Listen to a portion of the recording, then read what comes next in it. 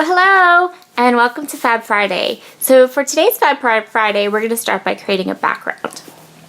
So what I'm going to do here is I'm going to take one of the 8-inch Chantilly doilies, which are beautiful, and I'm going to make a really tiny mark where the middle of my doily will be. And also, we're out of body wash, as my son was showing you there. His favorite flavor, his favorite scent too. So what I'm going to do now is I'm just collecting some supplies together because I want to create a background that will just peek out from underneath that doily, which is why I marked where the doily went. So I'm using pink stilettos and peachy keen. And as you can see, they're very, very bright, but I'm going to tone them down quite a bit. So I'm using my water brush and I'm just moving the color all around to kind of mix it up a bit, and then I'm going to take paper towel before it dries and take away a lot of that color. So now I'm just going to see how it looks with my doily, and I decide I need just a little bit more. So I'm just going to play here for a little while with my water brush and these colors, just doing that exact same thing. Mixing the colors around, blotting them up with paper towel until I have the color saturation I want, which is light, and until I have all of the color peeking out from behind the doily that I want. And now I'm going to take both those colors, the pink stiletto and peachy keen. Those are the colors that I'm using on this page, the two colorings from the Shimmers shop.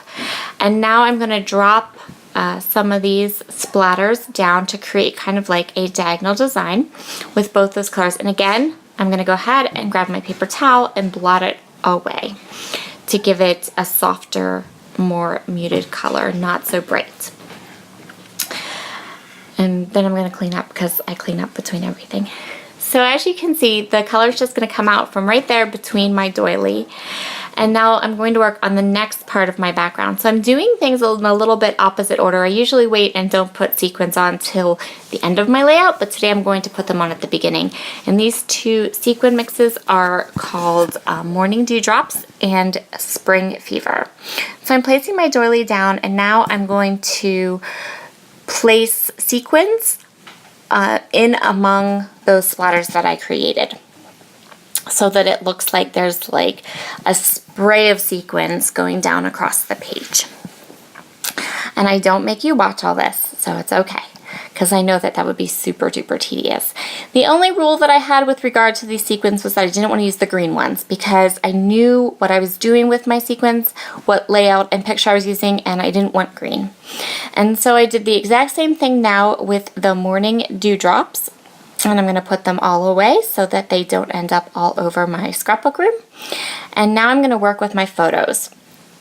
So this is a photo of my niece, and this is the third layout I've done with these pictures of her and the Wild at Heart collection from Coco Vanilla Studio. And you'll probably see many, many, many more layouts with it, because I have about 5 more photos of her to scrapbook from this photo session that I did. And I love this collection. It is my favorite. It is my absolute favorite collection ever, I think. Definitely this year. I loved it as soon as I saw the previews, and I bought all of it as soon as it came into the paper issues shop, like the exact day it came in.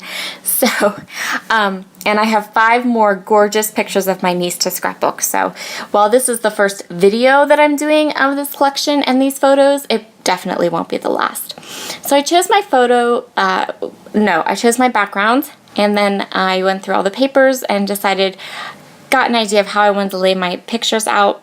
And I'm going to go ahead and ink most of these layers with Hickory Smoke Distress ink. And now I'm picking up the sequins that are underneath the edge here. I'm going to glue the edge down, and then I'm going to replace the sequins except on top of the pattern paper, because I do want this to look very integrated. So I want to make sure that the sequin, that line of sequins that I have going on, kind of repeats itself throughout the middle of the layout and doesn't just stop and start. So what I want to do now is I want to use I'm going to use the cut apart sheet, and I want that little red piece there that says Hello Gorgeous. That's going to be my title for this layout. And so I'm just going to cut it apart from the rest of the cut apart sheet and use that as my title on this layout. and I'm going to just taking a peek at everything. I could look at this collection forever and ever, and every time I make a layout, I end up going through all of my supplies and looking at them all, because it's just, I love it. Like I said, it is my favorite, maybe of all time, but definitely, absolutely, so far this year, this is my absolute favorite collection in line. So now I'm just trying to decide how I want to do my title. Do I want to just cluster stuff down in the corner? I'm going to go through all of my embellishments and all different pieces, and I decided I want to use a frame.